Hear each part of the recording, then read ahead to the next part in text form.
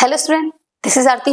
Welcome to our YouTube channel. आज हम start करने वाले हैं 9th क्लास के सिविक्स का 4th चैप्टर, जो कि हमारा इलेक्टोरल पॉलिटिक्स। इस वाले चैप्टर के कुछ टॉपिक्स हम कवर कर चुके हैं, जिसमें हमने लास्ट वाले टॉपिक में कवर किया था इलेक्शन, उसकी कैंपेनिंग को आज हम करेंगे। वोटर लिस्ट के बारे में हम स्टडी करेंगे। उसमें हमने इससे पहले पढ़ा था कि जो इलेक्शन की प्रोसेस होती है वो क्या होती है, किस टाइप से इलेक्शन को कंडक्ट किया जाता है, और जो कैंडिडेट होता है वो किस टाइप से इलेक्शन को कॉन्टेस्ट करता है। तो हाफ जो डिटेल थी वो हम कंप्लीट कर चुके हैं। उसके आगे की प्रोसेस को आज हम इस वाली वीडियो में कंप्लीट करने वाले हैं। तो इसमें आज हम स्टडी करेंगे वोटर्स क्या होते हैं और वो अपने कैंडिडेट को चूज कैसे करते हैं, एंड कैंडिडेट को नॉमिनेशन करने के लिए जो प्रोसेस होती है वो क्या प्रोसेस होती है। तो चलिए स्टार्ट करेंगे अपना आज का नया चैप्टर। तो चलिए, उससे पहले हमने क्या पढ़ा था इलेक्शन की प्रोसेस के बारे में, कि फर्स्टली क्या होता है इलेक्शन में। सबसे पहले क्या होता है, इलेक्शन की डेट को अनाउंस किया जाता है कि इस टाइम पर इलेक्शन होंगे, ठीक है। देन उसके बाद में कैंडिडेट को चूज किया जाता है, वोटर लिस्ट बनाई जाती है। ये सारी प्रोसेस हमने कंप्लीट करी थी। तो आज हमारा जो टॉपिक है वो है हमारा वोटर लिस्ट। देखिए, सबसे पहले वोटर लिस्ट से पहले हमें ये समझना पड़ेगा कि वोटर्स कौन होते हैं एंड वोटर लिस्ट जो होती है उसको कैसे प्रिपेयर किया जाता है। तो देखिए, वोटर्स कौन होते हैं। वोटर्स वो सिटीजन्स हैं जो अपने कैंडिडेट को चूज करते हैं वोट के थ्रू। कैसे? वोट के थ्रू जो अपने कैंडिडेट को चूज करते हैं वो होते हैं हमारे वोटर्स। और इसका भी एक क्राइटेरिया होता है। वैसे तो एक डेमोक्रेटिक कंट्री है और सबके पास में अपने अपने फंडामेंटल राइट है, बट उन फंडामेंटल राइट्स के थ्रू ये नहीं है कि कोई भी पर्सन जाकर, राइट तो देखो सबको है अपना कैंडिडेट चूज करने का, सब अपने कैंडिडेट को चूज कर सकते हैं। बट प्रॉब्लम ये भी है, क्या हर कोई जा सकता है? अब जो बच्चे हैं, लाइक जैसे आप लोग स्टूडेंट हो, 9th क्लास के हो, सारे के सारे स्टूडेंट, क्या आप लोगों को राइट है अपने कैंडिडेट चूज करने का? नहीं। तो एक इसके लिए क्राइटेरिया बनाया गया है कि सिर्फ ये वाले जो लोग हैं वो ही वोट दे सकते हैं, अदरवाइज उस क्राइटेरिया में कुछ ऐसे भी हैं जो वोट नहीं दे सकते हैं। वैसे तो यूनिवर्सल अडल्ट फ्रेंचाइजी के थ्रू पूरे इंडिया में ये राइट है कि हर एक पर्सन को वोट देने का अधिकार है। तो ये तो हो गया हमारा वोट। कि वोट क्या होते हैं, जब भी हम अपने कैंडिडेट को चूज करने के लिए अपने वोट देते हैं तो क्या कहलाते हैं हमारे, उनको हम वोट बोलते हैं। अब वोटर लिस्ट क्या होती है, तो एक ये भी तो क्राइटेरिया होगा कि वोट देंगे कौन से लोग। ये भी तो एक बहुत ही इंपॉर्टेंट टॉपिक है कि जो वोट है वो वोट देंगे कौन से लोग। इनकी लिस्ट कौन बताता है कि कौन कौन पर्सन है वो वोट देंगे। वोटर लिस्ट क्या होती है। तो चलिए, यही हमारा आज का टॉपिक है, voter list in a democratic election. Democratic election के अंदर और इलेक्टोरल कंपटीशन, इलेक्टोरल जो कंपटीशन होता है उसके अंदर the list of those people who are eligible to vote. तो ऐसे लोग जो वोट देने के लिए एलिजिबल हो उनके नाम को मेंशन किया जाता है। देखो, नॉर्मली सब जानते होंगे लिस्ट क्या होती है। एक पेपर होता है जिसपे हम सीरियल वाइज से नाम लिख लेते हैं। तो लिस्ट तो सारी ही सेम है, सबके नाम वगैरह ही आते हैं उसमें। तो ऐसे ही हमारी क्या होती है, एक वोटर लिस्ट होती है। वोटर लिस्ट में भी सबके नाम को मेंशन किया जाता है। तो देखो, इलेक्टोरल कंपटीशन के अंदर, क्योंकि जब तक हमारे कंट्री में कंपटीशन नहीं होंगे, जब तक हमारी कंट्री में क्या नहीं होगा, कंपटीशन नहीं होगा, तब तक इलेक्शन देने का कोई फायदा नहीं। देखो, जब कंपटीशन है, इलेक्शन वोट्स भी तो तभी जा रहे हैं क्योंकि हमारे सामने 10 लोग खड़े हैं। हमें 10 में से किसको चूज करना है, ये हम कैसे चूज करेंगे, हम अपने वोट के थ्रू चूज करेंगे। अब प्रॉब्लम ये है कि वोट कौन देगा, ऐसे कौन से लोग हैं जो वोट देंगे। तो उसके लिए एक लिस्ट तैयार की जाती है। इलेक्टोरल कॉम्पिटिशन हो गया या फिर इलेक्शन भी बोल सकता है, डेमोक्रेटिक में election. The list of those people, उन लोगों की list who are eligible to vote, जो वोट देने के लिए इलिजिबल हो, is prepared before the election and later given to everyone. Election से पहले इस लिस्ट को तैयार किया जाता है, इलेक्शन से पहले इस लिस्ट को प्रिपेयर किया जाता है। इलेक्शन के बाद में प्रिपेयर करने का वैसे भी कोई फायदा नहीं है। इलेक्शन के बाद में क्या फायदा होगा, ये चीजें पहले रेडी की जाती हैं। इलेक्शन से पहले प्रिपेयर किया जाता है किसको, वोटर लिस्ट को, जिसमें सबके नाम मेंशन होते हैं। और इलिजिबल टू वोट सिर्फ उन लोगों के नाम होंगे जो इस चीज के लिए इलिजिबल होगा। और इसको बाद में लोगों को डिस्ट्रीब्यूट कर दिया जाता है, या फिर ये कह सकते हैं कि बाद में लोगों को बता दिया जाता है कि किस किस का नाम इस वोटर लिस्ट में है और कौन कौन जाकर वोट दे सकते हैं। This is called the electoral and is generally known as the voter list. तो इसको हम दो नाम से बुला सकते हैं। एक है हमारा इलेक्टोरल रोल, जो वोटर लिस्ट को हम इलेक्टोरल रोल के नाम से बोल सकते हैं, क्योंकि लाइक रोल नंबर की तरह ही होता है, सबके नाम मेंशन होते हैं उसमें। और सेकंड हम इसको वोटर्स लिस्ट के नाम से भी इसको हम बुला सकते हैं। It is the utmost responsibility of the working government to prepare the names of all the eligible people or votes to put on the voters list।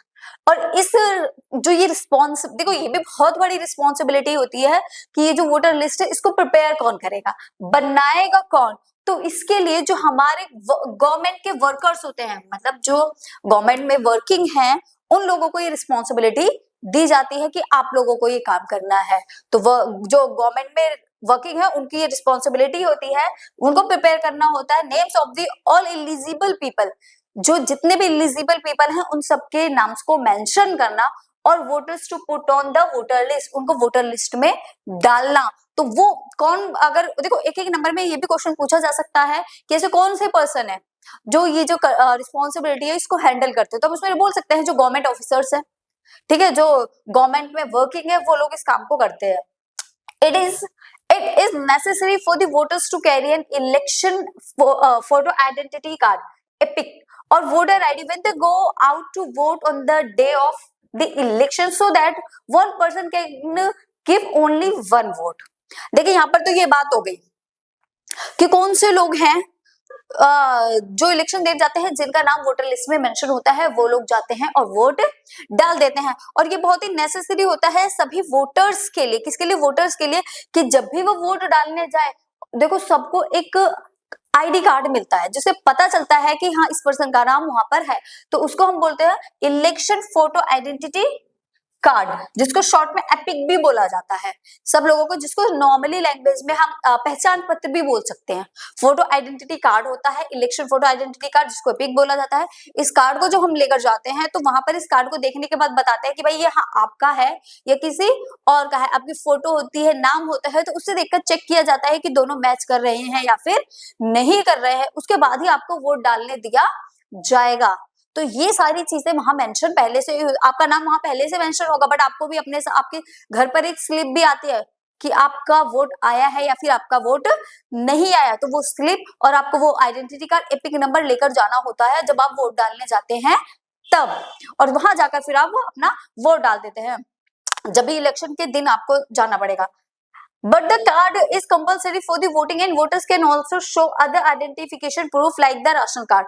और जब भी आप वोट डालने जाएं तो सिर्फ और सिर्फ एपिक कार्ड ही नहीं चलेगा, इसके साथ में आपको एक आइडेंटिटी प्रूफ और भी लेकर जाना पड़ेगा। राशन कार्ड हो सकता है, ड्राइविंग लाइसेंस हो सकता है, और आजकल तो जो बहुत ही ज्यादा पॉपुलर है वो है आपका आधार कार्ड।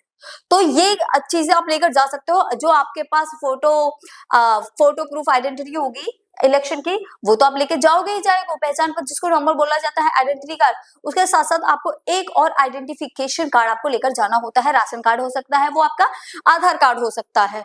तो जब ये आप लेकर जाओगे तभी आपको वहां पर वोट डालने दिया जाएगा। और देखिए एक चीज और, जब भी वोट डालने जाते हैं ना, जब भी वोटिंग वाली जो पॉपुलेशन होती है वो मुझसे न्यू होती है। जो न्यू जनरेशन जिनको फर्स्ट टाइम वोट डालना होता है वो बहुत ज्यादा क्यूरियोसिटी वाले होते हैं, तो उनको बहुत मजा आता है वोट डालने में। और इंडिया के अंदर तो इलेक्शन को ऐसे सेलिब्रेट किया जाता है इलेक्शन डे को कि मानो कोई फेस्टिवल हो, तो बहुत अच्छे से। और इस दिन सभी लोगों का ऑफ भी रहता है, तो छुट्टी भी मिली रहती है, तो घर पे भी लोग एंजॉय करते हैं। तो बिल्कुल मतलब फेस्टिवल वाला माहौल होता है इलेक्शन वाले दिन इंडिया के अंदर। अब मैं देखिए एक क्वेश्चन अगर ये रेज करूं कि जो हमारे इलेक्शन है, हमें इसकी इलेक्शन की नहीं, जो वोटर लिस्ट है इसकी जरूरत क्यों पड़ती है? Why do we need voter list? Voter list की जरूरत क्यों पड़ती है हमें? क्या इसकी कोई जरूरत है, या फिर मतलब एक बार बन गई ठीक है हर बार चलने दो? नहीं, बट ऐसा नहीं हो सकता। हर एक बार की लिस्ट हर बार काम में नहीं आएगी। क्यों? देखिए क्या होता है, कई बार कुछ लोग ऊपर पहुंच चुके होते हैं और कुछ लोग जो 18+ हो गए हैं। देखिए यहाँ पर जो 18 होती है ना, वोटिंग के लिए जो एलिजिबल एज है वो है आपकी 18+। मतलब अगर आप 18 के भी हो तो आप वोट डाल सकते हो।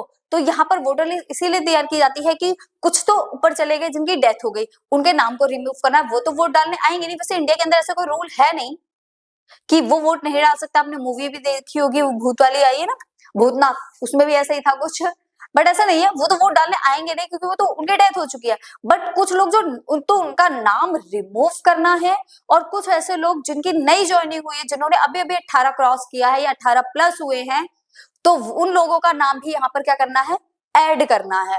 तो इसलिए जो हर बार क्या होता है, हर बार वोटर लिस्ट बनानी पड़ती ही पड़ती है, क्योंकि कुछ लोगों के नाम उसमें से हटाने होते हैं और कुछ लोगों के नाम उसमें ऐड करने होते हैं। इसलिए जरूरत है हमें हर बार क्या, वोटर लिस्ट बनाने की।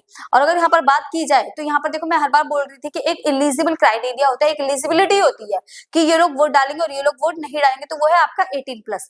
अगर आप 18 के हो गए हो तो आप वोट डाल सकते हो, 18 के नहीं हो तो आप वोट नहीं डाल सकते। और जब भी आप वोट डालने जाओगे ना, तो वोट डालने के लिए आपको किसी भी टाइप के डिस्क्रिमिनेशन को फेस नहीं करना पड़ता। देखो, कोई रिच हो, कोई भी पुअर हो, ठीक है, रिच हो, पुअर हो, ब्लैक हो, व्हाइट हो, कास्ट कोई सी भी हो, तो किसी भी टाइप से आपके साथ कोई भी डिस्क्रिमिनेशन नहीं किया जाएगा। सिर्फ कुछ ऐसी, अगर मैं आपसे ये क्वेश्चन करूं कि ऐसे कौन से पर्सन हैं जो वोट नहीं डाल सकते, वैसे तो सब वोट डाल सकते हैं जो 18+ है, सिर्फ बच्चों को छोड़कर सब वोट डाल सकते हैं, मेल हो, फीमेल हो, ओल्ड एज पर्सन हो, यंग हो, कोई भी हो, बट 18+ होना चाहिए।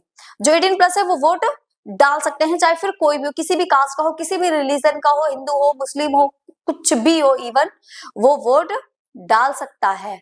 बट फिर भी ये क्वेश्चन है कि कौन से लोग वोट नहीं डाल सकते, कि जो मेंटली डिस्टर्ब है वो वोट नहीं डाल सकते, क्योंकि उनमें सेंस नहीं होती, उनमें सेंस नहीं है कि किसको वोट डालना, तो इसलिए उनका वोट एलिजिबल नहीं माना जाता।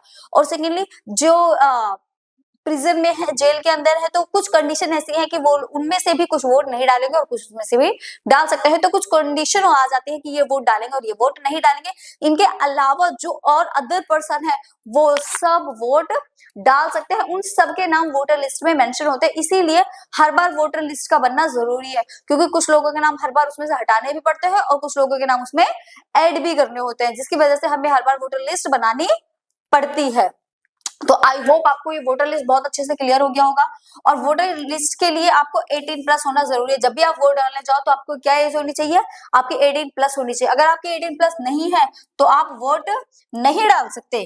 और जब भी वोट डालने जाओ तो देखिए, जब भी वोट आते हैं ना, तो उससे पहले वोटर लिस्ट जब रेडी होती है तो उसमें से एक स्लिप बनकर आती है जो आप सबके घर में आती होगी, आपने देखा भी होगा। नहीं देखा तो जब भी इलेक्शन हो आप अपने घर पे थोड़ा सा फोकस करके देखना, आपके पेरेंट्स की जो होंगे उनके नाम मेंशन होंगे और उसमें एक छोटी सी स्लिप मिलेगी उनमें, तो वो स्लिप लेकर उनको जाना पड़ता है और वहां जाकर उस स्लिप के थ्रू वोट डालते हैं ना। चलो, उन्होंने तो नाम मेंशन कर दिया, आपको कैसे पता चलेगा कि वोटर लिस्ट में आपका नाम है या नहीं है? तो वो जो स्लिप आती है आपके घरों में, उस स्लिप से ही पता चलता है कि हमारा नाम वोटर लिस्ट में है या नहीं है। अगर आपके घर पर वो स्लिप नहीं आई तो इसका मतलब ये है कि आपका नाम वोटर लिस्ट में नहीं है। तो आप इलेक्शन वाले डे पर वहां जाकर उनको बोल सकते हो कि हमारी लिस्ट नहीं आई, तो वो at a time may be आपको लिस्ट, वो जो स्लिप है वो बनाकर दे सकते हैं, जिसके बाद आप वोट डाल सकते हो। तो आई होप ये वाला जो टॉपिक था हमारा वोटर लिस्ट, ये आप बहुत अच्छे से मैंने आपको समझाया है, तो ये आपको समझ आ गया होगा। ठीक है, चलिए नेक्स्ट टॉपिक देखते हैं। देखिए नेक्स्ट टॉपिक क्या है, यूनिवर्सल अडल्ट फ्रेंचाइजी। ये क्या होता है यूनिवर्सल अडल्ट फ्रेंचाइजी? देखो, यूनिवर्सल का मतलब हो गया कि पूरा वर्ल्ड, यूनिवर्स, ठीक है। Universal adult franchise means all the citizens age 18 years and above can vote in the election. इसका मींस ये है कि जो भी लोग 18 इयर्स के हैं या 18 इयर्स से प्लस है, 18 या 18 से प्लस, वो सारे लोग वोट डाल सकते हैं। कब? इलेक्शन के टाइम में। ये यूनिवर्सल अडल्ट फ्रेंचाइजी है, मेन से एक ऐसे फ्रेंचाइजी जो पूरे वर्ल्ड में है, जो भी लोग 18+ है वो सब क्या कर सकते हैं, वोट डाल सकते हैं। तो वोट डालने के लिए एक क्राइटेरिया होता है, 18+ होना आपको जरूरी है, जिसके बाद आप वोट डाल सकते हो। देखो चलो ठीक है, वोटर लिस्ट हमारी तैयार हो गई, हम वोट देने के लिए बिल्कुल रेडी, बट वोट देंगे किसको? वोट देंगे किसको? हमने फूड प्रिपेयर कर लिया, फूड सामने डाइनिंग टेबल पर रख दिया, अब फूड खाएगा कौन? खाने के लिए भी तो कुछ पर्सन होने चाहिए ना। अब हमें उनको इनवाइट करना है। अब उनके भाई थोड़े से तो नखरे हैं कि नहीं हम नहीं आ रहे, हम अभी नहीं खा रहे, तो अब हमें ये देखना है कि हमें किन लोगों को उसके लिए इनवाइट करना है, कि कौन, टेबल सजी हुई है, लोग आ रहे हैं, बैठेंगे, खाना खाएंगे, हमने फूड वगैरह सब कुछ प्रिपेयर करके रखा हुआ है, बट वो कौन से पर्सन है जो आके हमारे जो फूड है उसको खाएंगे। तो चलिए इसके बारे में हम समझते हैं कि वोट तो हमारा रेडी है, वोटर लिस्ट भी प्रॉपर रेडी है, सब इलेक्शन डे भी रेडी है, सब कुछ सारी प्रिपरेशन हो चुकी है, बट इलेक्शन जब हो रहे हैं तो हम वोट किसको देंगे? आखिर कौन से ऐसे पर्सन है जो हमारे वोट को गेन करेंगे? तो चलिए उसको देखते हैं, हमारे कौन से ऐसे पर्सन है जो हमारे वोट को लेंगे। तो उसके लिए होता है हमारा नॉमिनेशन ऑफ कैंडिडेट। तो देखिए नॉमिनेशन क्या होता है, नॉमिनेशन को आप एक तरह का रजिस्ट्रेशन भी बोल सकते हो। जो लोग इलेक्शन को कॉन्टेस्ट करते हैं, इलेक्शन में स्टैंड लेते हैं, खड़े होते हैं एज अ कैंडिडेट, वो अपना फर्स्टली जाकर नॉमिनेशन कराते हैं। वरना कोई भी आगे पर्सन हमसे कहेगा कि हमें वोट दो, हम उसको वोट दे देंगे? नहीं। हमें कैसे पता चलेगा भाई इसने अपना रजिस्ट्रेशन या अपना नॉमिनेशन करा रखा है या फिर नहीं करा रखा?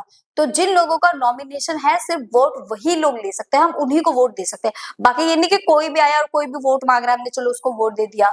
उनके पास भी तो एक प्रॉपर लिस्ट होती होगी ना कि कौन कौन से कैंडिडेट खड़े हुए। और नॉमिनेशन जब भी होता है ना, तो जरूरी नहीं है कि एक ही पर्सन हो, कई बार 10-10 लोग भी हो सकते हैं सिंगल एक सीट के लिए। क्यों एक सिंगल सीट के लिए 10-10 लोग हो सकते हैं? क्योंकि पार्टी बहुत सारी है ना। मान लो सीट सिर्फ एक है, बट इस एक सीट के लिए हर पार्टी का एक पर्सन होगा। बीजेपी का एक, आम आदमी का एक, कांग्रेस का एक, बीएसपी का एक, जितनी भी पार्टियां, हर पार्टी का एक एक मेंबर इस सीट के लिए खड़ा होगा। तो सब अपना नॉमिनेशन करवाएंगे इस एक सीट के लिए। मान लो 5 पार्टी है तो 5 की पांचों पार्टी के जो कैंडिडेट होंगे वो अपना नॉमिनेशन कराएंगे, एंड फाइनली क्या होगा, जिसको ज्यादा वोट मिलेंगे ये सीट उसको मिल जाएगी। तो देखते हैं कि नॉमिनेशन की जो क्राइटेरिया होता है, एलिजिबिलिटी होती है, वो क्या होती है कि जो कैंडिडेट है उनका नॉमिनेशन कैसे किया जाता है। वोट तो हमारा रेडी, वोट तो हम जाकर दे देंगे, बट उससे पहले इनका जो नॉमिनेशन होना है वो कैसे होना है। देखिए, anyone who can be a voter can also become a candidate in election. देखिए, जो वोटर है क्या वो कैंडिडेट नहीं बन सकता? तो बिल्कुल बन सकता है भाई, बिल्कुल बन सकता है। क्यों नहीं बन सकता? 18 प्लस हो गया, वो वोट दे सकता है। तो एज अ डेमोक्रेटिक कंट्री हर एक पर्सन को राइट है कि वो कैंडिडेट बन के इलेक्शन को कॉन्टेस्ट कर सके, इलेक्शन को कंडक्ट करा सके। तो हर एक पर्सन को ये राइट है। तो anyone who can be voter can also become a candidate. कोई भी वोटर इलेक्शन के टाइम में वो कैंडिडेट बन सकता है, बट उसके लिए भी छोटा सा क्राइटेरिया है। वोटिंग के लिए आपको 18 प्लस होना चाहिए, बट कैंडिडेट के लिए 18 प्लस नहीं चलेगा, कैंडिडेट के लिए 25 प्लस चलेगा। ठीक है। The candidate should be a minimum of 25 years of age. जो भी कैंडिडेट है, अगर उसको एज ए कैंडिडेट इलेक्शन को कॉन्टेस्ट कराना है तो कम से कम उसे कितने साल का होना चाहिए? 25 साल का। 25 ईयर्स होना उसकी एज होनी चाहिए, 25 साल, 25 years.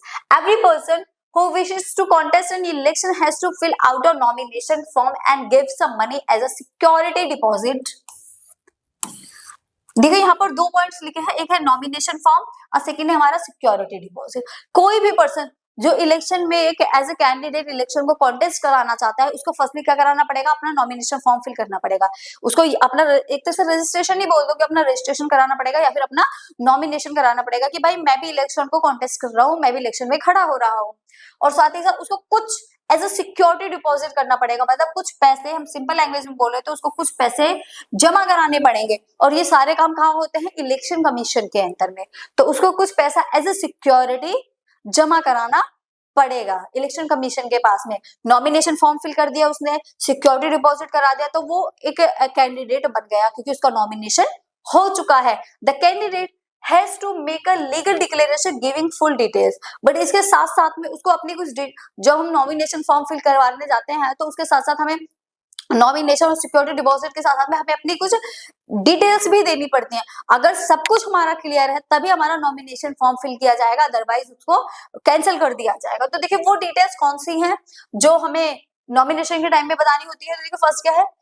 Serious criminal case pending against the candidate. Candidate जो भी है उसके ऊपर कोई भी सीरियस क्रिमिनल केस है वो पेंडिंग नहीं होना चाहिए। मींस शॉर्ट में बताऊं तो किसी जो कैंडिडेट है उसके ऊपर कोई भी क्रिमिनल केस नहीं होना चाहिए। अगर उसके ऊपर कोई भी क्रिमिनल केस होगा तो वो नॉमिनेशन फॉर्म को फिल नहीं कर सकता।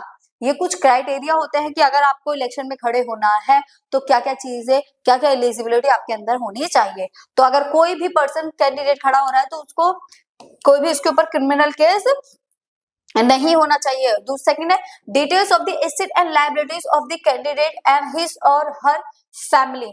उसकी कुछ ऐसे डिटेल्स होनी चाहिए उसकी फैमिली की, क्या क्या एसेट्स है उसके पास, क्या क्या लायबिलिटीज है, तो उस कैंडिडेट को वो भी बताना पड़ता है, कितना पैसा है उसके पास, कितना बैंक में अमाउंट है, प्रॉपर्टी कितनी है उसकी, कितने उसके नाम पर है, फैमिली मेंबर कौन कौन से है, क्या काम करते हैं, सारी डिटेल्स उसको उस फॉर्म में फिल करनी होती है।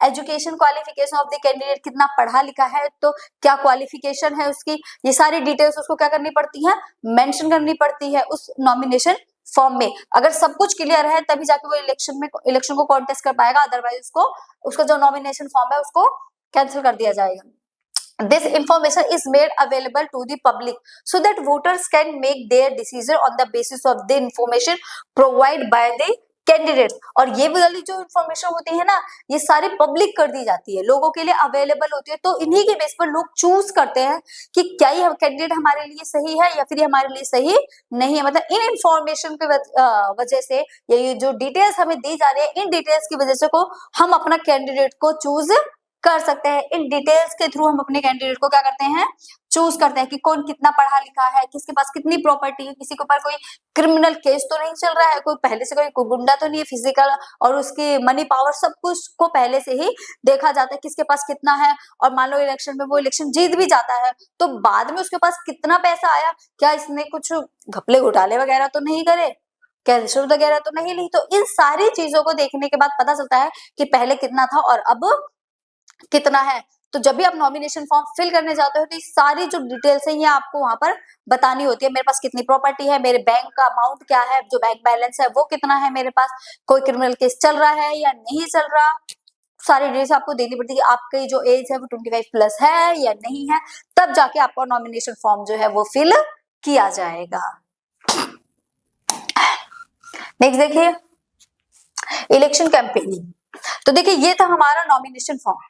अगर किसी भी पर्सन को इलेक्शन को कॉन्टेस्ट कराना है तो कैसे इलेक्शन को कॉन्टेस्ट कराएगा, तो ये कुछ बेसिक डिटेल्स थी। अगर उसका सब कुछ क्लियर है तभी जाकर उसका नॉमिनेशन फॉर्म फिल किया जाएगा, अदरवाइज उसको कैंसिल कर दिया जाएगा। बट अगर मान लो नॉमिनेशन फॉर्म भी फिल कर दिया गया और उसके बाद उसकी कुछ ऐसी डिटेल्स बाद में पता चलती हैं कि जिसमें ये पता चलता है कि ये जो पर्सन था इसने कुछ इलीगल काम कर दिए, तो उसको वहीं विड्रॉ कर दिया जाएगा, उसका जो नॉमिनेशन है वो वहीं पर कैंसिल कर दिया जाएगा। तो आपने कई मूवी वगैरह में भी देखा होगा, जब भी कोई इलेक्शन कॉन्टेस्ट करता है या इलेक्शन में एज ए कैंडिडेट खड़ा होता है तो वो उतने टाइम पीरियड के लिए ना कहते हैं इलेक्शन के बाद इस काम को करें या भी हम इस काम को नहीं करें, क्योंकि उन्हें पता है कि अगर इलेक्शन कमिश्नर को इसकी पता चल गई तो वो उनके नॉमिनेशन फॉर्म को विड्रॉ कर देगा, कैंसिल कर देगा। तो तब तक वो बहुत ही सोच समझ कर काम करते हैं। कब तक काम करते हैं, जब तक उनके इलेक्शन हो नहीं जाते तब तक के लिए, क्योंकि अगर बीच में उन्होंने कुछ ऐसा किया ना तो उनका नॉमिनेशन फॉर्म कैंसिल हो जाता है। जबरदस्ती वो किसी से वोट नहीं मांग सकते हैं। एंड और साथ ही साथ वो क्या करते हैं, जब भी एक नॉमिनेशन फॉर्म के लिए जाते हैं तो ऐसा कोई भी काम नहीं करते, कोई भी क्राइम नहीं करते हैं। वो जो डिटेल्स देते हैं वो जहां तक होता है सही होती है, ठीक है। अगर इलेक्शन कमिश्नर को बीच में कुछ भी गड़बड़ नजर आती है तो वो क्या करेगा, उनके फॉर्म को विड्रॉ कर देगा, उनको कैंसिल कर देगा, जिसकी वजह से वो इलेक्शन कॉन्टेस्ट नहीं कर पाते हैं। तो ये थे हमारे नॉमिनेशन कैंडिडेट की कुछ डिटेल्स। एंड नेक्स्ट टॉपिक है हमारा इलेक्शन कैंपेनिंग। तो आप होप आपको ये भी पता चल गया होगा, बहुत अच्छे से समझ आया होगा कि इलेक्शन को नॉमिनेशन जो किया जाता है वो कैसे किया जाता है, कौन लोग इलेक्शन में अपने आप को नॉमिनेट करते हैं। अब देखो नॉमिनेशन भी हो गया हमारा, वोटर लिस्ट भी तैयार हो गई, वोटर्स भी रेडी है, हमारे कैंडिडेट भी रेडी है, हमें किसको वोट देना है। अब कैंडिडेट लोगों से वोट कैसे मांगेंगे। अब मान लो मैंने अपना नॉमिनेशन करा लिया, ठीक है, आप लोग वोटर्स, आप लोग मुझे वोट क्यों दोगे, आप तो मेरे बारे में मान लो जानते भी नहीं है तो मुझे वोट कैसे दोगे। तो फर्स्ट होगा मुझे अपने आप को आपको इंट्रोड्यूस कराना पड़ेगा कि मैं कौन हूं, मैं आपसे वोट क्यों लेना चाहती हूँ, मैं आपके लिए क्या काम करूंगी। तो जब ये सारी चीजें लोगों को पता चलेंगी ना तभी तो लोग मुझे जानेंगे समझेंगे और तभी मुझे वोट भी देंगे। तो इस चीज को बोला जाता है इलेक्शन कैंपेनिंग। तो नेक्स्ट जो स्टार्ट होती है प्रोसेस वो होती है इलेक्शन के टाइम में इलेक्शन कैंपेनिंग, और जो बहुत लॉन्ग टाइम तक भी चलती है। आपने देखा भी होगा अपने आसपास लोगों को रैली वगैरह निकालते हुए इलेक्शन के टाइम पर, तो उसी को इलेक्शन बोला जाता है, जिसमें वो कुछ प्रोमिसेस करते हैं। तो इनमें से कुछ प्रोमिसेस को वो पूरा भी करते हैं और कुछ फेक भी होते हैं जिनको वो पूरा नहीं करते हैं, और उन्हीं प्रोमिसेस की वजह से वो हमसे क्या मांगते हैं, वोट मांगते हैं। तो चलिए देखेंगे इलेक्शन कैंपेनिंग क्या है। It provides perspective to the people that whose policy would be better. जितने भी कैंडिडेट इलेक्शन में खड़े होते हैं एज अ कैंडिडेट, उन सबकी अपनी अपनी कुछ पॉलिसीज होती हैं। ठीक है, सबकी अपनी अपनी कुछ पॉलिसीज होती है, कोई किसी के बेस पे वोट मांग रहा है तो कोई किसी चीज के बेस पे वोट मांग रहा है, तो लोग देखते हैं, लोगों को जिसकी पॉलिसी सबसे बेटर लगती है लोग उसको जाकर वोट दे देते हैं। In our country, such campaigning takes place for a 2-week period between the announcement of the final list of candidate and the date of polling. Date of polling या final date of candidate के time से लेकर सिर्फ कुछ week तक ही, 2 weeks तक ही जो campaigning होती है वो की जाती है। 2 या 3 हफ्तों की ही कैंपेनिंग होती है जो की जाती है जब तक कि इलेक्शन नहीं हो जाते। ठीक है, What did they do? Candidate contest their voters. अब इलेक्शन के टाइम पर वो क्या करते हैं, वो अपने कैंडिडेट से कैंडिडेट अपने वोटर से जाकर मिलते हैं, घरों पे आते हैं, भाई वोट दे देना, हम आपके लिए ये करने वाले हैं। स्पीच होती है, भाषण दिए जाते हैं, बीच बीच में रोक रोक के लोगों के घर जाया जाता है, हर गली मोहल्ले में प्रचार प्रसार किया जाता है, बड़े बड़े बैनर लगवाए जाते हैं, पोस्टर लगवाए जाते हैं, पैम्पलेट डिस्ट्रीब्यूट किए जाते हैं। तो ये इलेक्शन के टाइम पर ये सारे प्रोसेस को किया जाता है, लोगों के घर जाकर मिलते हैं, मीटिंग होती है, घर घरों में मीटिंग होती है, थोड़ी थोड़ी जगहों पर एरिया वाइज में मीटिंग की जाती है, जिससे कि लोग जो है वो उनसे कनेक्ट हो सके और उनको अपनी बात, वो लोग अपनी बातें लोगों तक पहुंचा सके, जिसकी वजह से वो उनके वोट को गेन कर सके। इलेक्शन मीटिंग्स होती हैं, mobilising the supports of the supporters, mobile phone पे उनके मैसेज भेजा जाता है कि भाई हम यहाँ से बोल रहे हैं, वोट देना। ठीक है, तो ये जो सपोर्टर्स हैं, जो उनके पार्टी मेंबर्स होते हैं छोटे मोटे, जो उनके साथ आसपास घूमते, कैंडिडेट तो एक ही होता है ना, बाकी जो अदर्स होते हैं उनको एक्टिव या फॉलोवर्स होते हैं, तो वो जाकर वोट मांगते हैं, हर गली हर मोहल्ले में घूमते हैं ताकि उन्हें क्या मिल सके, ताकि उन्हें वोट मिल सके। सक्सेसफुल स्लोगन व बिग इश्यूज, और कई बार वो अपने स्लोगन्स भी बना लेते हैं, वोट मांगने के लिए वो अपने स्लोगन्स भी बना लेते हैं। जैसे गरीबी हटाओ कांग्रेस ने बनाया था 1977 में, इंदिरा गांधी उस टाइम पर 1977 में जब वोट हुए थे तो गरीबी बहुत थी, तो हम ऐसे इश्यू को उठाते हैं, जो ऐसे इश्यूज को उठाते हैं जिसकी वजह से लोग हमें जल्दी वोट दे सके। बेटी बचाओ बेटी पढ़ाओ, ये भी एक स्लोगन है, तो कोई भी पार्टी निकालेगी भाई हम बेटी के लिए काम करेंगे, वो पढ़ नहीं रही है तो बेटी बचाओ और बेटी पढ़ाओ, तो इस टाइप से स्लोगन निकालते हैं जिसकी वजह से जो लोग होते हैं ना वो उनकी तरफ अट्रैक्ट होते हैं, उस पार्टी को वोट देते हैं। तो इंदिरा गांधी ने निकाला था गरीबी हटाओ, क्योंकि उस टाइम पे बहुत ज्यादा गरीबी थी, तो उन्हें लगा कि अगर मैं इस टाइप के स्लोगन या इस टाइप से अपनी कैंपेनिंग करूंगी लोग उसकी तरफ अट्रैक्ट होंगे और उसको वोट देंगे, तो उन्होंने क्या बनाया था अपना गरीबी हटाओ, ये इंदिरा गांधी का 1977 में। और ऐसे ही जनता पार्टी 1977 में जयप्रकाश नारायण ने बनाया था अपना सेव डेमोक्रेसी। उस टाइम उन्हें लग रहा था कि डेमोक्रेसी थोड़े खतरे में चल रही है, तो उनका जो स्लोगन है वो क्या था, सेव डेमोक्रेसी। लेफ्ट फ्रंट है 1977 में ही इन्होंने बनाया था land to the tiller. Land to the tiller का मतलब होता है फार्मर्स को उनकी लैंड देना। वो कह रहे हैं भाई अगर आप लोगों ने हमें वोट दिया तो हम आपको जमीन डिस्ट्रीब्यूट करेंगे, जमीन बांट देंगे किसानों को। अब किसान क्या होगा भाई खुश, अब इसको ही वोट देंगे, अगर जीत गया तो हमें जमीन मिल जाएगी।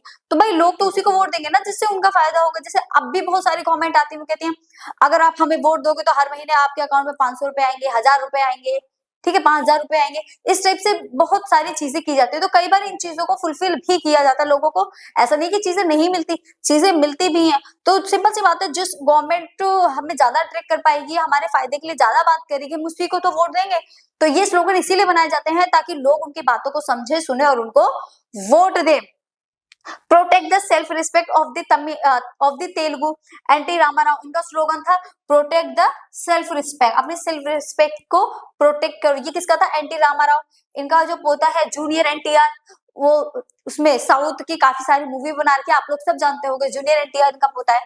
ठीक है, तो ये सब क्या है, मैंने स्लोगन है।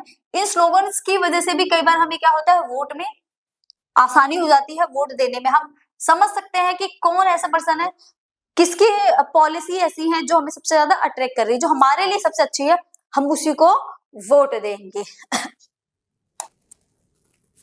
देखिए नेक्स्ट इलेक्शन कैंपेनिंग।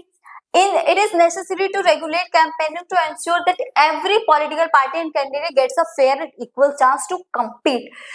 जो कैंपेनिंग होती है ना, कैंपेनिंग में ये बहुत ही इजी हो जाता है हमें अपना कैंडिडेट चूज करना, फ्री एंड इक्वल चांस मिलता है सबको कि हम किसको चूज करें, जो अपने आप को बहुत अच्छे से डिस्क्राइब करेगा, आपको बहुत अच्छे से एक्सप्लेन करेगा, अपनी पॉलिसीज को अपने बारे में बताएगा, हम किस किस पर्सपेक्टिव पे बहुत ज्यादा काम करने वाले हैं, उनका मोटिव क्या था इलेक्शन में, इलेक्शन को कॉन्टेस्ट कराने का, तो वही सबसे बेटर होगा और वही सबसे ज्यादा वोट भी लेकर जाएगा। According to our election law no party और कैंडिडेट कैन, देखिए हाँ, आपको ये तो बात हो गई कि इलेक्शन में वोट मांगने की।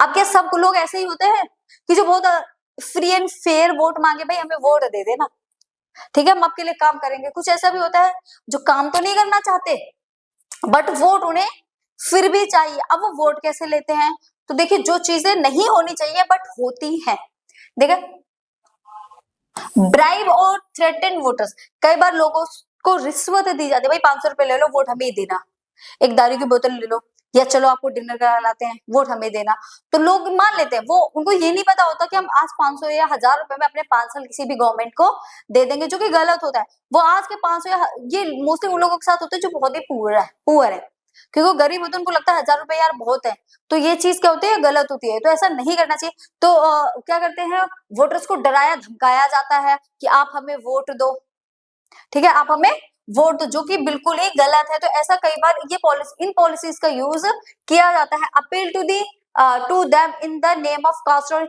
रिलीजन, और कास्ट के बेस पे वोट माना जाता है, भाई हम आपकी कास्ट के हमें वोट देना। लोग भी कहते हैं हाँ हाँ ठीक है, रिलीजन के बेस पे हम हिंदू हैं, वो मुस्लिम है, वो सिख है, तो उसकी कम्युनिटी वाले उसको ही वोट देंगे। बट ऐसा नहीं देखना चाहिए, आपको वो उन पर्सन को देखना चाहिए कि जो आपके लिए बेसिकली काम कर रहा है, जो काम नहीं कर रहा आप उसको वोट क्यों दोगे, चाहे किसी भी कास्ट का हो, चाहे किसी भी रिलीजन का हो। अगर आपके लिए काम कर रहा है तो आप उसको वोट दो, और जो आपके लिए काम नहीं कर रहा, बेशक आपकी ही कास्ट या आपके रिलीजन का हो, उसको वोट मत दो। Use government resources for election campaigning, देखिए ये चीजें हो गई कि कई बार इलेक्शन के लिए जो कैंडिडेट होते हैं वो उन लोगों को डरा धमका भी देते हैं, उनको ब्राइब भी देते हैं कि ये लो रिश्वत लो। कई बार उनको बहुत फैसिलिटी दी जाती है बट बिफोर इलेक्शन से पहले दी जाती है बट बाद में नहीं। तो ये इन चीजों से बचना चाहिए, ऐसे जो डर्टी ट्रिक्स हैं इनका यूज नहीं करना चाहिए। कई बार इससे भी ज्यादा डर्टी ट्रिक्स का यूज किया जाता है जो कि इलेक्शन में नहीं होना चाहिए, और इनका सबसे ज्यादा यूज वो करते हैं, मान लो जो पार्टी रूलिंग पार्टी भी है और वो एज ए कैंडिडेट भी खड़ी है, तो सबसे ज्यादा इसका फायदा वो लोग उठाते हैं। मान लो जो रूलिंग पार्टी वो होती है जो अभी भी गवर्नमेंट में है, जैसे बीजेपी अभी भी गवर्नमेंट में है तो ये हमारी रूलिंग पार्टी है, तो ये ऐसी होती है हमारी रूलिंग पार्टी। अब के नेक्स्ट टाइम इलेक्शन होंगे तो क्या बीजेपी से कोई नहीं खड़ा होगा, ऑब्वियस सी बात है कि खड़ा होगा, क्योंकि ये थोड़ी कि एक बार खड़ी होगी दोबारा कोई पार्टी खड़ी ही नहीं होगी, खड़ा होगा, उसका भी कैंडिडेट होगा। तो अब वो रूलिंग पार्टी, उनके पास देखो बहुत अच्छी अपॉर्चुनिटी है, क्योंकि अभी भी उन्हीं की पार्टी है और नेक्स्ट टाइम भी ऑप्शन है कि उन्हीं की जो गवर्नमेंट है वो आ सकती है। अब मान लो बीजेपी है तो वो अपनी सारे रिसोर्सेज का यूज कर सकते हैं, बट जो कि गलत होता है, क्योंकि आप देखो एज अ रूलिंग पार्टी आप गवर्नमेंट चीजों को यूज कर सकते हो बट एज अ कैंडिडेट आप उनको यूज नहीं कर सकते, कैंपेनिंग टाइम में आप उनको यूज नहीं कर सकते, क्योंकि आप उस टाइम पे सिर्फ एक कैंडिडेट हो। आप as a prime minister, as a president, आपको वो सारे रिसोर्सेज यूज करने का प्रॉपर राइट है, बट एज अ कैंडिडेट आप गवर्नमेंट की चीजों को यूज नहीं कर सकते हो। तो ये थोड़ी सी कंफ्यूजन वाली लाइन है, आपको क्लियर हो रही होगी। देखो जो प्रेसिडेंट मान लो किसी भी पार्टी का है, उसके गवर्नमेंट है, वो सरकार चला रहा है, अब नेक्स्ट टाइम जब इलेक्शन होंगे तो उस पार्टी का भी तो मेंबर खड़ा होगा या नहीं होगा, सिंपल सी बात है। तो उस टाइम पे वो अपनी जो भी कार बाइक वगैरह जो भी चीजें है, जो गवर्नमेंट व्हीकल है, वो उनका यूज वैसे तो कर सकते हैं, क्योंकि गवर्नमेंट है, उनकी सिक्योरिटी उनको प्रॉपर मिलेगी, क्योंकि वो प्राइम मिनिस्टर है या प्रेसिडेंट है। बट जो कैंडिडेट खड़ा हुआ है एज ए कैंडिडेट, वो अपनी गवर्नमेंट की चीजों का यूज नहीं कर सकते। आपके पास है बट आप अपने सिर्फ रूलिंग गवर्नमेंट के तौर पे आप उन चीजों का यूज कर सकते हो, एज ए कैंडिडेट आप उन चीजों का यूज नहीं कर सकते हो। तो जो गवर्नमेंट के रिसोर्सेस है उनका यूज इलेक्शन कैंपेनिंग के टाइम पर नहीं होना चाहिए। आपको कहीं जाना है एज अ प्राइम मिनिस्टर तो आप उसको लेकर जा सकते हो, बट कैंपेनिंग के टाइम पे लेकर जा रहे हो तो वो गलत है। मान लो अब जो रूलिंग पार्टी है वो क्या कर रही है, देखो मेरे को बहुत बड़ा स्कूल बनवाना है, तो कहेंगे नहीं अभी हम इस चीज को नहीं बनवाएंगे, हम कब बनवाएंगे, जब इलेक्शन की कैंपेनिंग स्टार्ट हो जाएगी। रूलिंग गवर्नमेंट है वो तो करवा सकती है, अब इलेक्शन कैंपेनिंग स्टार्ट हो गई तो वो लोगों को जाके बोल रहे हैं कि अगर आप हमें वोट दोगे तो हम यहाँ पर बहुत बड़ा स्कूल बनवा देंगे या बहुत बड़ा हॉस्पिटल बनवा देंगे, वो उसका काम भी स्टार्ट करवा सकते हैं। क्यों? क्योंकि वो उस टाइम पे उनकी गवर्नमेंट है, बाकी अदर नहीं करवा सकते ना। तो ये चीजें नहीं होनी चाहिए, ये सिर्फ आप कब कर रहे हो, जो वोट है वोट को पाने के लिए कर रहे हो। जो कि नहीं होना चाहिए। नेक्स्ट है spend more than 25 lakh in constituencies for a Lok Sabha election और 10 lakh in a constituencies in an assembly election. तो देखिए गवर्नमेंट को एक क्राइटेरिया ये भी फिक्स करना चाहिए कि इलेक्शन टाइम में, लोकसभा इलेक्शन में आप 25 लाख और स्टेट असेंबली के इलेक्शन में आप सिर्फ 10 लाख के ही जो पैसा है वो अपना खर्च कर सकते हो, स्पेंड कर सकते हो, बाकी इससे ज्यादा नहीं। बट क्या होता है, क्यों? क्योंकि किसी के बंदे को, जिसके पास बहुत पैसा है वो तो करोड़ों खर्च कर सकता है, और जिसके पास नहीं है, अपॉर्चुनिटी तो उसके पास भी है ना। तो इस चीज पे बैन लगना चाहिए कि एक लिमिटेशन होनी चाहिए कि आप सिर्फ 25 या 10 लाख रुपए ही इलेक्शन के कैंपेनिंग के टाइम पे खड़े कर सकते हो।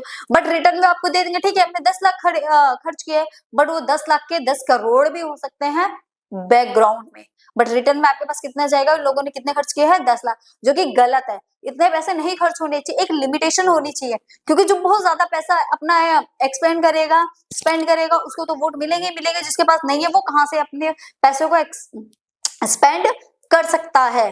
ठीक है, तो ये वो चीजें हैं जो कि नहीं होनी चाहिए, बट मे भी होती है, नहीं होती, वो प्रैक्टिकल है, वो अलग चीज है, बट अभी हम ये थ्योरी भी देख रहे हैं।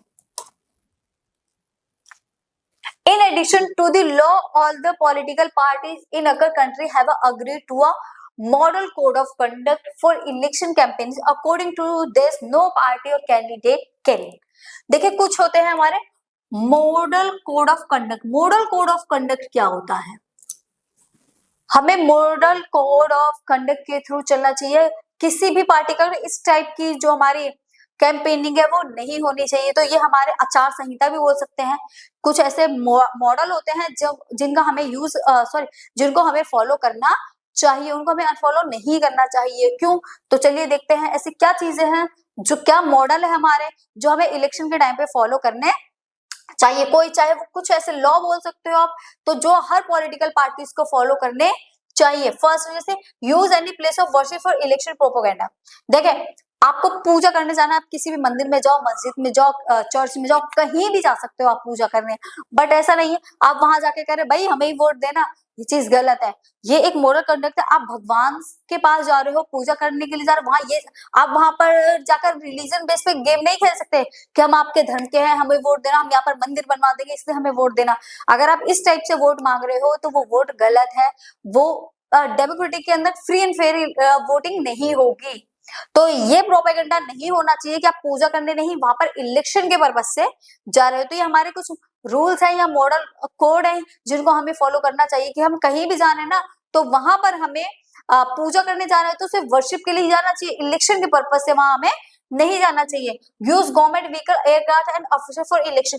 इलेक्शन के टाइम पे हम जो गवर्नमेंट व्हीकल है, एयरक्राफ्ट है, जो ऑफिशियल्स है, इनको हमें यूज तो करना चाहिए, बट सिर्फ रूलिंग गवर्नमेंट के तौर पर। अगर हम प्राइम मिनिस्टर है वो, तो तब वो यूज कर सकता है गवर्नमेंट के व्हीकल को, अदरवाइज वो गवर्नमेंट के व्हीकल को इलेक्शन के टाइम पे, कैंपेनिंग के टाइम पे यूज नहीं करेगा।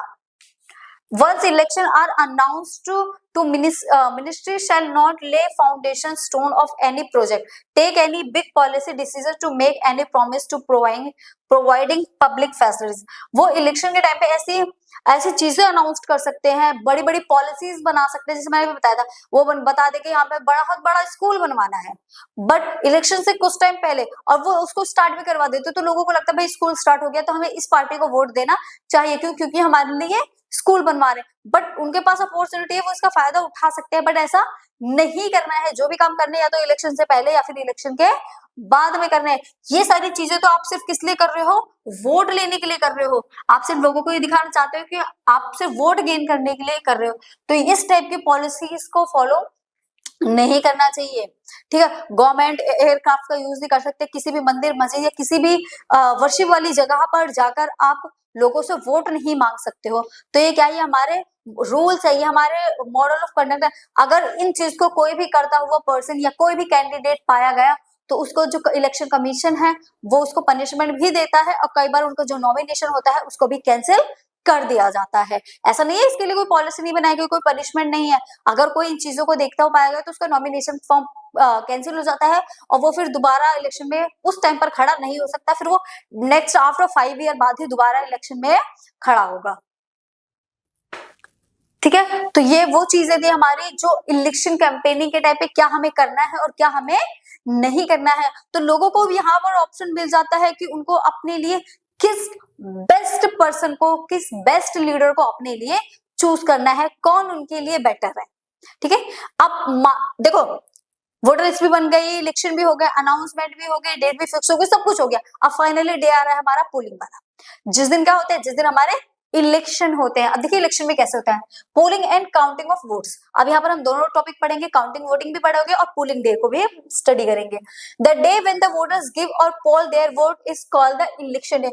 जिस दिन जो वोटर्स होते हैं, हम कैंपेनिंग को हमने मन में बना लिया हमें तो इस पार्टी को वोट देना है, अब इलेक्शन का डे आ गया, आज हम क्या करेंगे, आज हम वोट देंगे। तो उस दिन को किस नाम से जाना जाता है, उस दिन को इलेक्शन डे के नाम से जाना जाता है। जिस दिन इलेक्शन होते हैं, पोल डे होता है या पोलिंग डे होता है, उसको हम किससे बोलते हैं, इलेक्शन डे के नाम से बोलते हैं। जिस दिन जो वोटर्स होते हैं वो जाकर अपना वोट देते हैं। The day of the election voting is done in the following order. और वोटिंग हमारी कैसे होती है, ठीक है, every person or individual whose name is present on the voter list should go to any nearby polling booth।